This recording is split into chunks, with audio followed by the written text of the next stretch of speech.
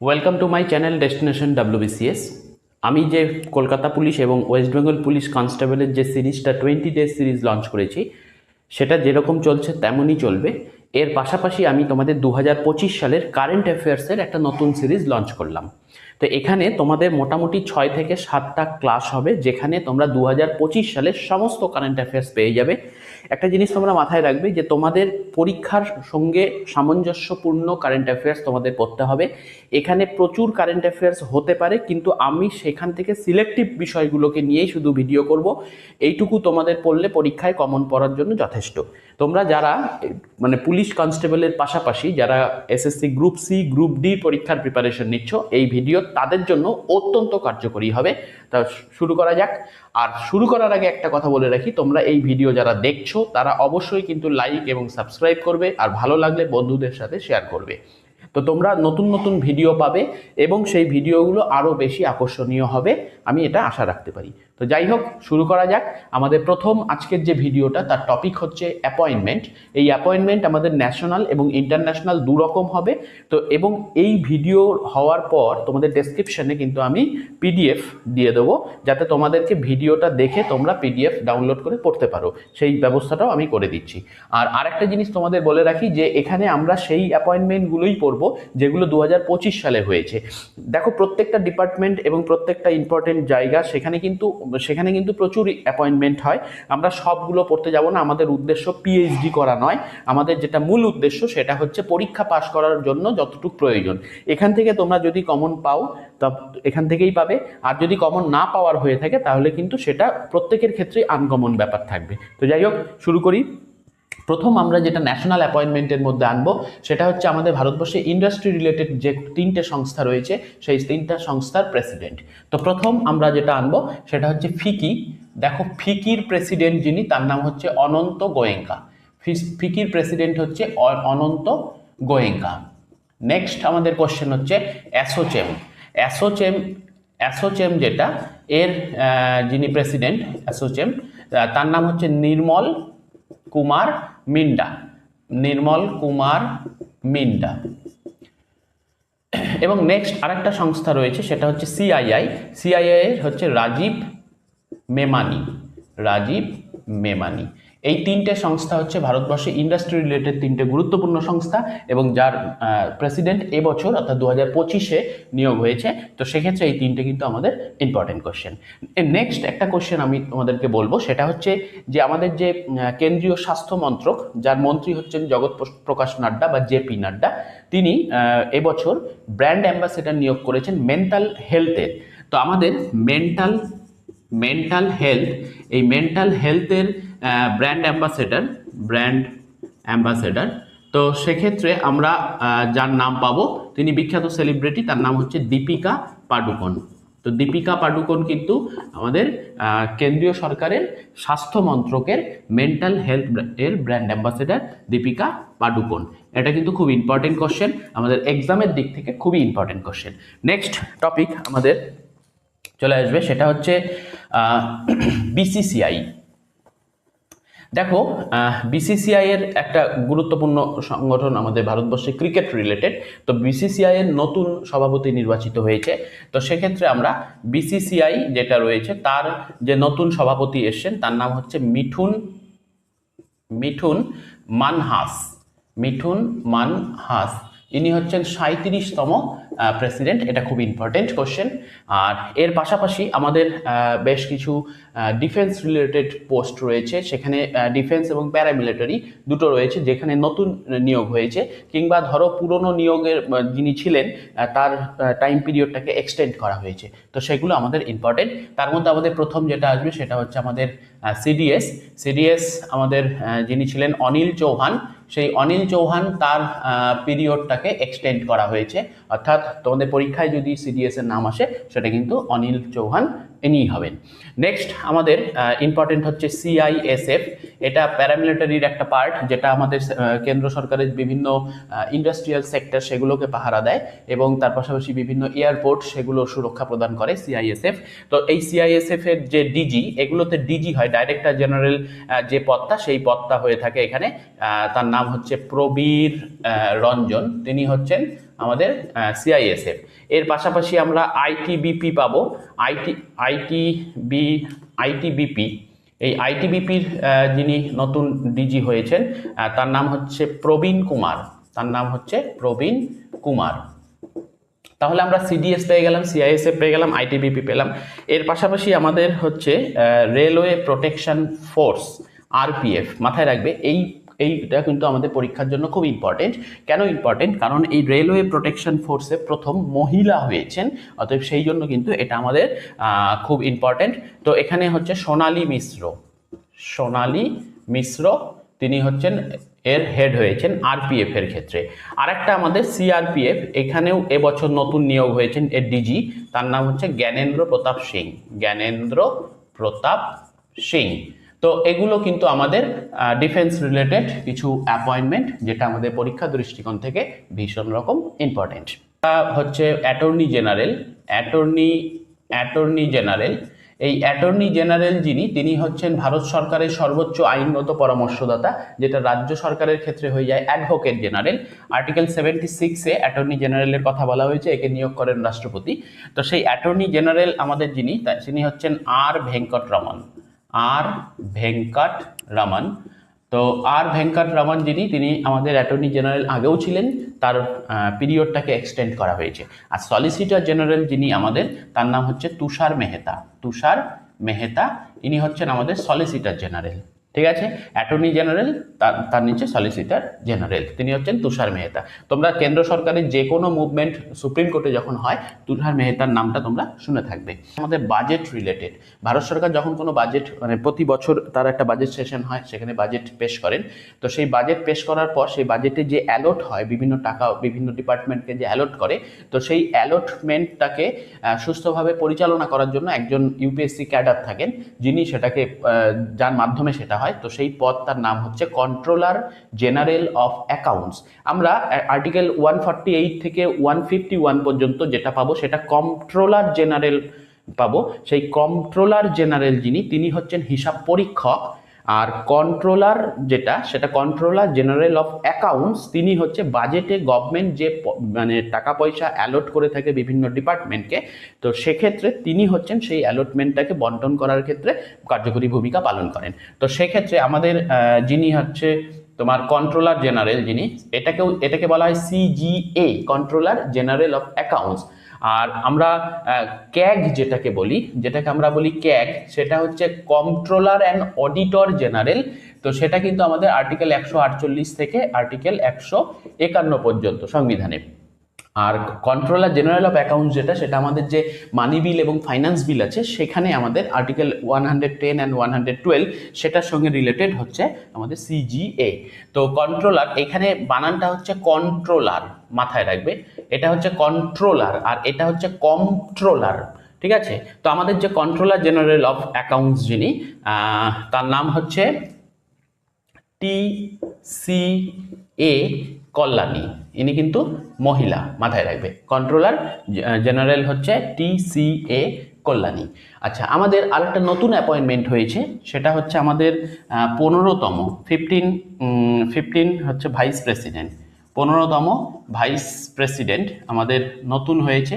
আর আমাদের যিনি vice president হন, তিনি হচ্ছেন রাজ্যসভার চেয়ারম্যান, এক্স অফিসিও চেয়ারম্যান, অর্থাৎ পদাধিকার বলে তিনি রাজ্যসভার চেয়ারম্যান হন। আমাদের এর আগে যিনি রাজ্যসভার চেয়ারম্যান এবং ভাইস প্রেসিডেন্ট ছিলেন জগদীপ ধনকর, তিনি ব্যক্তিগত কারণ দেখিয়ে তিনি রিজাইন দিয়েছেন তার পদ থেকে। তো তারপরে আমাদের নতুন যিনি আমাদের এই পদে এসেছেন, তার নাম হচ্ছে সিপি রাধাকৃষ্ণন। তো এটা কিন্তু খুব ইম্পর্টেন্ট কোশ্চেন, 15তম ভাইস প্রেসিডেন্ট, তোমরা এটা মাথায় রাখবে। ঠিক আছে, নেক্সট আমাদের আরেকটা ইম্পর্টেন্ট কোশ্চেন হচ্ছে আমাদের যে ন্যাশনাল স্টক এক্সচেঞ্জ, মাথায় রাখবে ন্যাশনাল স্টক এক্সচেঞ্জ, এটাকে সংক্ষেপে বলা হয় হচ্ছে NSE। এনএসি, যার ইন্ডেক্স হচ্ছে তোমরা আমার আগের ভিডিওতে তোমরা পেয়েছো, যার ইন্ডেক্স হচ্ছে নিফটি, এবং নিফটির মধ্যে বিশেষ করে যেটা টপ ইন্ডেক্স সেটা নিফটি 50 বলা হয়। এটা প্রতিষ্ঠা হয়েছে 1992-তে, সেবি রেজিস্টার করেছে 1993-তে, আর কাজ শুরু করেছে 1994-এ। আর হচ্ছে এনএসি যেটা, এটার হেডকোয়ার্টার হচ্ছে আমাদের বম্বে বা মুম্বাইতে অবস্থিত। এর হেডকোয়ার্টার হচ্ছে বম্বে বা মুম্বাইতে অবস্থিত। তো সেই ন্যাশনাল স্টক এক্সচেঞ্জ যেটা থাকে তারও একজন চিফ থাকেন। তো আমাদের যেটা ন্যাশনাল স্টক এক্সচেঞ্জ তার চিফের নাম হচ্ছে শ্রীনিবাস ইনজেটি। শ্রীনিবাস ইনজেটি। তো তিনি হচ্ছেন আমাদের এনএসির চিফ। তো এছাড়াও আমাদের এনএসএ ন্যাশনাল সিকিউরিটি অ্যাডভাইজার, এই নামটা তো আমরা সবাই জানি, অজিত দোভাল খুব চর্চিত একটা নাম, ন্যাশনাল সিকিউরিটি অ্যাডভাইজার। কিন্তু এই ন্যাশনাল সিকিউরিটি অ্যাডভাইজার সেখানে কিন্তু আমাদের একটা নতুন পদ তৈরি হয়েছে, সেটা হচ্ছে ডেপুটি ন্যাশনাল সিকিউরিটি অ্যাডভাইজার। মাথায় রাখবে, তো ডেপুটিটা কিন্তু পরীক্ষার দৃষ্টিকোণ থেকে খুব ইম্পর্টেন্ট, এটা আমাদের একটা কোশ্চেন। ডেপুটি এখানে হবে হচ্ছে অনিশ দয়াল সিং। তো অনিশ দয়াল সিং, এটা আমাদের খুব ইম্পর্টেন্ট কোশ্চেন, এটা মাথায় রাখবে। এনএসএ কিন্তু অজিত দোভাল, কিন্তু আমাদের ডেপুটি এনএসএ মানে ডেপুটি ন্যাশনাল সিকিউরিটি অ্যাডভাইজার সেটা হচ্ছে অনিশ দয়াল সিং। খুব ইম্পর্টেন্ট কোশ্চেন। নেক্সট আমাদের রেলওয়ে বোর্ড রয়েছে, রেলওয়ে মন্ত্রী হচ্ছে অশ্বিনী বৈষ্ণব। তো সে রেলওয়ে বোর্ড রয়েছে, তার চেয়ারম্যান এবং সিইও যিনি ছিলেন তার পদটাকে এক্সটেন্ড করা হয়েছে, অর্থাৎ তিনি রিঅ্যাপয়েন্টেড হয়েছেন। তো আমাদের যে নতুন পোস্ট সেটা হচ্ছে রেলওয়ে বোর্ড। তো সে রেলওয়ে বোর্ডের আমাদের চেয়ারম্যান অ্যান্ড সিইও, তো নাম হচ্ছে সতীশ কুমার। আচ্ছা, আরেকটা জিনিস তোমাদের বললাম, এই যে রেলওয়ে রিলেটেড তোমাদের আরেকটা জিনিস, সেটা হচ্ছে আরপিএফ মানে রেলওয়ে প্রোটেকশন ফোর্স। এখানে কিন্তু মহিলা এসে, নামটা বললাম সোনালী মিশ্র তোমাদের ইম্পর্টেন্ট বিষয়। আরেকটা জিনিস সেটা হচ্ছে আমাদের যে আইএমএফ হচ্ছে ইন্টারন্যাশনাল মনিটারি ফান্ড, আন্তর্জাতিক মুদ্রা তহবিল। তো এখানে একজন ভারতীয়কে নিযুক্ত করা হয়েছে, তো সেটা খুব ইম্পর্টেন্ট, সেটা হচ্ছে আমাদের উর্জিত প্যাটেল কে ছিলেন? উর্জিত প্যাটেল আমাদের রিজার্ভ ব্যাংকের গভর্নর ছিলেন। তো সেই উর্জিত প্যাটেলকে এখানে এক্সিকিউটিভ ডাইরেক্টর হিসাবে নিয়োগ করা হয়েছে, উর্জিত প্যাটেলকে নিয়োগ করা হয়েছে। তো এটা আমাদের ইন্টারন্যাশনাল নিউজ হলেও যেহেতু ভারতীয়, তাই এটাকে আমি ন্যাশনালের মধ্যে রেখেছি। তো সেটা হচ্ছে আইএমএফ এ উর্জিত প্যাটেল এক্সিকিউটিভ ডাইরেক্টর ছিলেন। নেক্সট আমাদের ইম্পর্টেন্ট হচ্ছে আমাদের ISRO Indian Space Research Organisation. তো ইসরোর নতুন চেয়ারম্যান এবছর হয়েছেন, তার নাম হচ্ছে ভি নারায়ণন। তো এটা মাথায় রাখবে, ভি নারায়ণন কিন্তু আমাদের ইসরোর নতুন চেয়ারম্যান। আর এর পাশাপাশি আমাদের রয়ের নতুন চেয়ারম্যান হয়েছেন 2025-এ, খুব ইম্পর্টেন্ট, এটা মাথায় রাখবে তোমরা। রয়ের নতুন চেয়ারম্যান তিনি পদে আসার সাথে সাথেই কিন্তু ভারতের যে মানে জিওপলিটিক্স এবং ভারতের যে চারপাশের যে সমস্ত প্রতিবেশী দেশ, সেই দেশগুলোর মধ্যে কিন্তু অ্যাক্টিভিটি শুরু হয়ে গেছে। হতে পারে তার ব্যক্তিগত নেটওয়ার্ক অনেক স্ট্রং, তো সেক্ষেত্রে সেটা মানে খুব তাড়াতাড়ি সেটা হয়েছে। যেমন আফগানিস্তানের সঙ্গে আফগানিস্তানের বিদেশমন্ত্রী ভারতে এসেছিলেন। তারপরে ধরো তোমার নেপালের একটা ঘটনা ঘটলো, বাংলাদেশের সঙ্গে একটা সম্পর্ক, একটা ব্যাপার চলছে রিসেন্টলি, একটা কিছু সেখানে হচ্ছে, এরকম একটা খবর পাওয়া যাচ্ছে।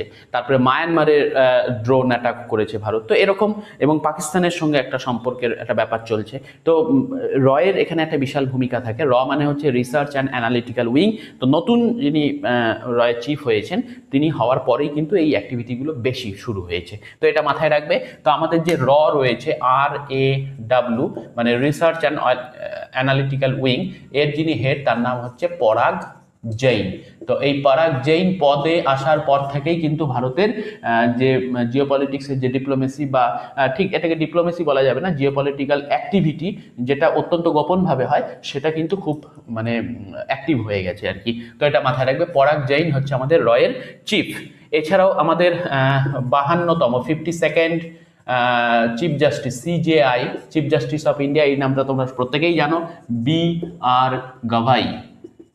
বি আর গাভাই। ইনি বি আর গাভাইটা প্রত্যেকেই জানো, ইম্পর্টেন্ট হচ্ছে তিনি কততম চিফ জাস্টিস ভারতের, এবং তোমাদের নভেম্বর মাসের শেষের দিকে রিটায়ারমেন্ট রয়েছে, অতএব আমাদের যে আপকামিং এক্সামগুলো রয়েছে সেই পর্যন্ত বি আর গাভাই আমাদের চলবে প্রশ্নের। পরবর্তী যে কোশ্চেনটা রয়েছে ন্যাশনাল অ্যাপয়েন্টমেন্টের মধ্যে সেটা হচ্ছে নালসা। নালসা, ঠিক আছে, এটা আমাদের জুডিশিয়ারি রিলেটেড একটা বডি।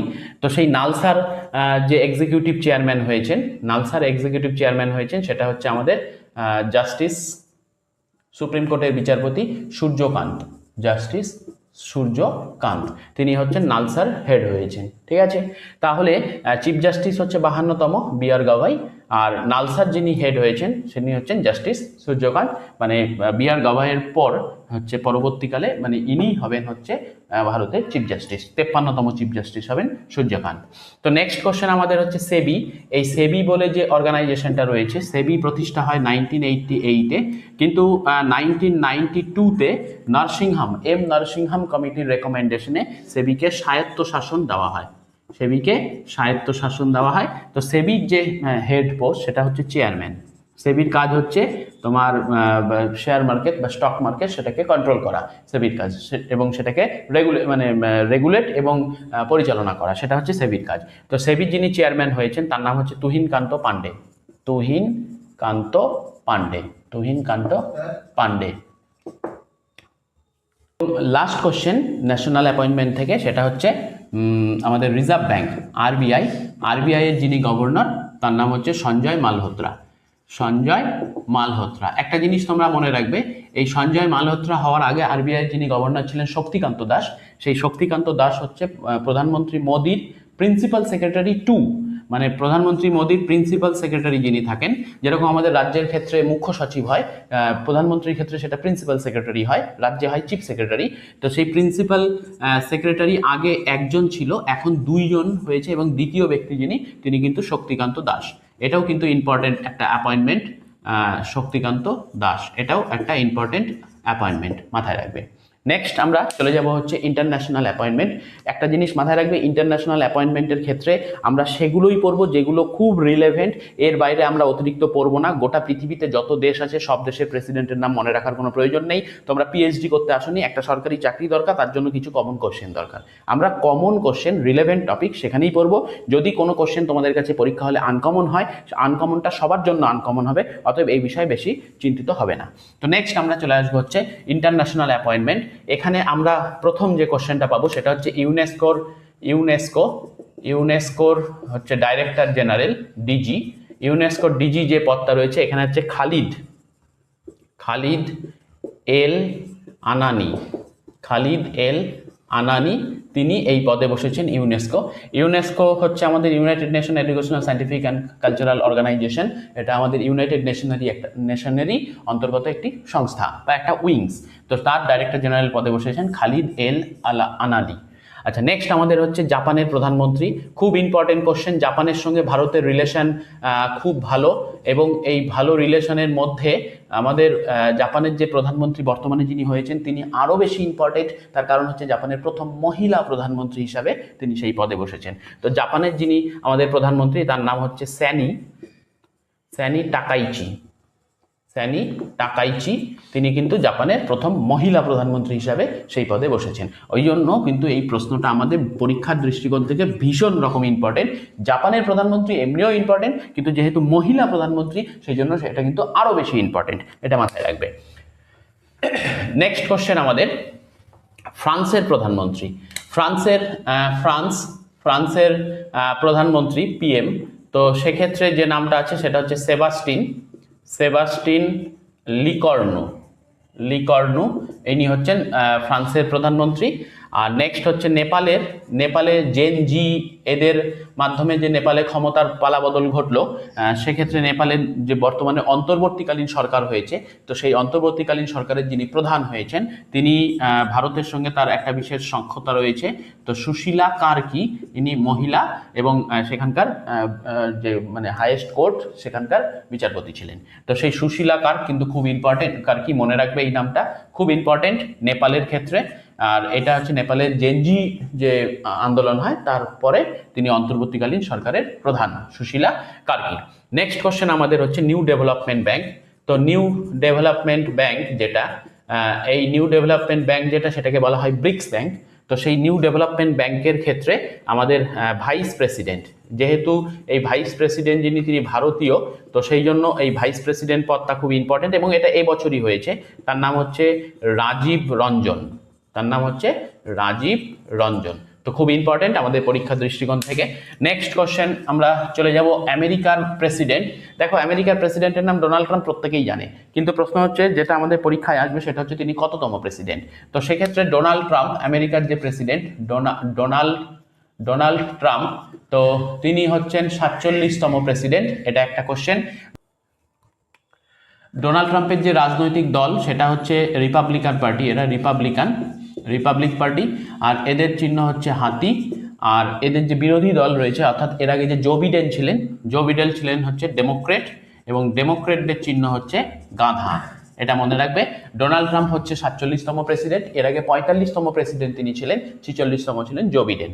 আর বর্তমানে ভাইস প্রেসিডেন্ট, মার্কিন যুক্তরাষ্ট্রের ক্ষেত্রে ভাইস প্রেসিডেন্ট একটা গুরুত্বপূর্ণ পদ, কারণ প্রেসিডেন্ট যদি মানে মারা যান, বা প্রেসিডেন্টের পদ যদি মানে প্রেসিডেন্ট যদি সেই পদ থেকে সরে যান বা মারা যান, বা পদ মানে ইসে হয় মানে তার অবর্তমান, ভাইস প্রেসিডেন্ট কিন্তু ওই বাকি যে সময়কালটা মানে প্রেসিডেন্টের যে টোটাল সময়কাল ছিল সেই বাকি সময়কালটা ভাইস প্রেসিডেন্টই প্রেসিডেন্ট হিসেবে কাজ করে। অতএব এটা কিন্তু খুব ইম্পর্টেন্ট। ভাইস প্রেসিডেন্ট সেটা হচ্ছে জেডি ভান্স হচ্ছে মার্কিন যুক্তরাষ্ট্রের ভাইস প্রেসিডেন্ট। নেক্সট আমাদের ইম্পর্টেন্ট কোশ্চেন ইন্টারন্যাশনাল অ্যাপয়েন্টমেন্টের ক্ষেত্রে, সেটা হচ্ছে জার্মানির চ্যান্সেলর। দেখো জার্মানির ক্ষেত্রে কিন্তু চ্যান্সেলর যেটা, সেটাই কিন্তু মেইন হয় আর কি। চ্যান্সেলর, জার্মানির ক্ষেত্রে চ্যান্সেলর, পৃথিবীর কোনো দেশে প্রধানমন্ত্রী হেড হয়, কোনো দেশের রাষ্ট্রপতি বা প্রেসিডেন্ট হেড হয়, জার্মানির ক্ষেত্রে কিন্তু চ্যান্সেলর যে পদ, এটাই কিন্তু এদের হেড পদ। এইটার নাম, এই পদে যিনি বসেছেন তার নাম হচ্ছে ফেডারিক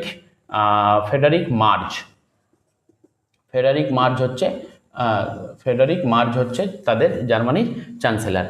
তো এই হচ্ছে আমাদের ইম্পর্টেন্ট অ্যাপয়েন্টমেন্ট, এগুলোর মধ্যে থেকেই পরীক্ষায় আসার উচিত বা আসার কথা। এর বাইরেও আরও প্রচুর অ্যাপয়েন্টমেন্ট রয়েছে, তো সেগুলো আমাদের পরীক্ষা দৃষ্টিকোণ থেকে ইম্পর্টেন্ট না। তোমরা ভিডিওটা দেখো, এর সঙ্গে তোমাদের পিডিএফ আমি ডেসক্রিপশনে দিয়ে দেবো। তো তোমাদের যদি ভিডিওটা ভালো লাগে বন্ধুদের সঙ্গে অবশ্যই কিন্তু শেয়ার করবে এবং লাইক ও সাবস্ক্রাইব করবে। ভালো থাকবে, টাটা।